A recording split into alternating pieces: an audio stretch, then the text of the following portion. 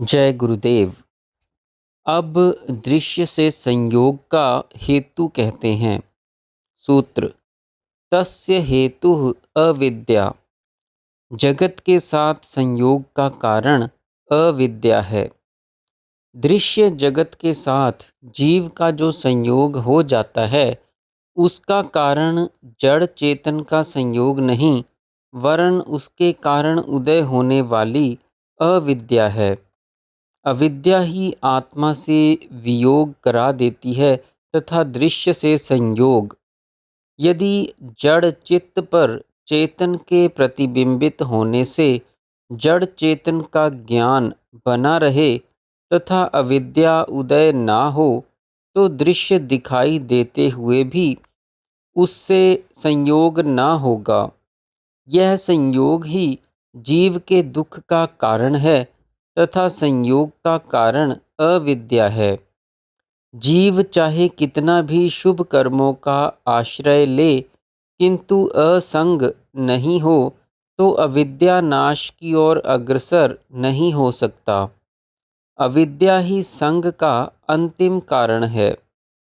योग दर्शन में माया के स्थान पर अविद्या का प्रयोग किया गया है, क्योंकि योग का स्तर एवं दृष्टिकोण वेदांत से भिन्न है।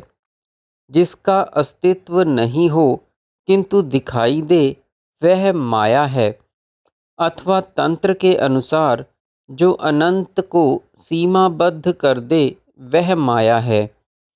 किंतु अविद्या में बुद्धि विपरीत हो जाती है।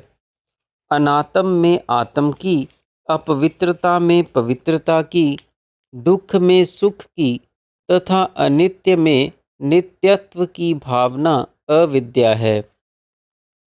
इस विषय पर तीसरे पाद में विस्तार से चर्चा होगी। योग साधना के लिए अविद्या की परिभाषा ही पर्याप्त है। संग दोष को मिटाने एवं अविद्या का नाश करने के लिए अपनी बुद्धि को यथार्थ ज्ञान देना ही काफ़ी है। माया तो आगे वेदांत स्थिति के लिए उपयुक्त है, जहाँ जगत के मिथ्यात्व का विषय उपस्थित होता है। यहाँ केवल जगत से अपनी आसक्ति को हटाना ही उद्देश्य है। हाँ, तो हम कह रहे थे कि अविद्या ही सभी क्लेशों, दुखों, समस्याओं एवं विघ्नों की जड़ है। जब तक अविद्या है, तब तक दृश्य भासित होता रहता है, चित्त कार्य करता रहता है। अविद्या का कारण जड़ चेतन का तादात्म्य है। अतः अविद्या को हटाने के लिए उपर्युक्त तादात्म्य का टूटना आवश्यक है। तब चित्त क्रिया रहित होकर कैवल्य अवस्था प्राप्त होती है। कैवल्य प्राप्ति के पश्चात पुनः जब चित्त दोबारा कार्यशील होता है, तो उसकी सहज अवस्था होती है, अर्थात तब वह जड़ चेतन का संयोग होने पर भी अविद्या उदय नहीं होती।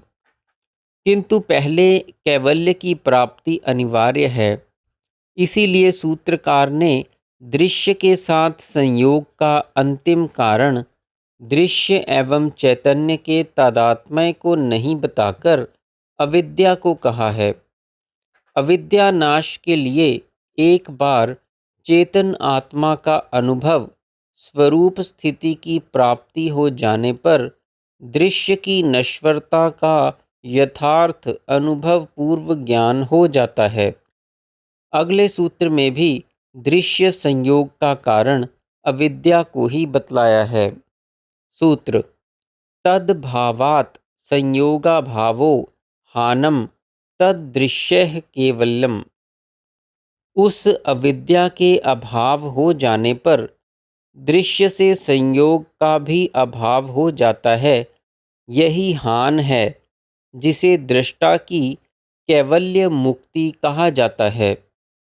जिस प्रकार नगर में प्रवेश करने पर अपने आप वन का अभाव हो जाता है, अथवा प्रकाश के उदय होने पर अंधकार स्वतः ही निवृत्त हो जाता है, उसी प्रकार अविद्या के नाश हो जाने पर दृश्य से उसका संयोग भी अनायास ही टूट जाता है। यदि कोई सूर्य के सामने खड़े होकर अपनी परछाई को हटाना चाहे तो वह कभी भी नहीं हट सकती। यदि स्वयं सूर्य के सामने से हट जाया जाए तो परछाई भी अपने आप हट जाएगी। दृश्य के संयोग पर कितना भी आघात करो, उसको हटाने का कितना भी प्रयत्न करो, किंतु जब तक अविद्या का नाश नहीं हो जाता, जगत से संयोग बना ही रहेगा। अविद्या का अभाव हुआ कि संयोग हो गया। जीव की स्थिति ऐसी बनी हुई है कि जड़ चेतन के तादात्म्य के कारण उसमें अविद्या उदय हो चुकी है।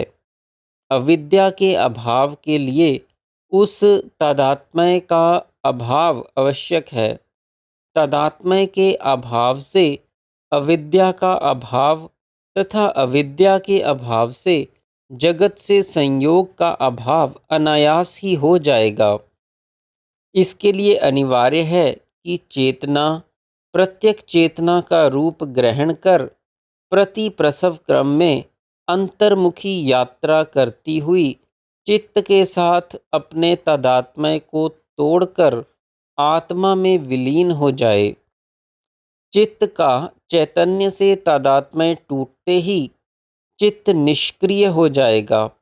अविद्या का नाश तथा जगत से संयोग का अभाव हो जाएगा।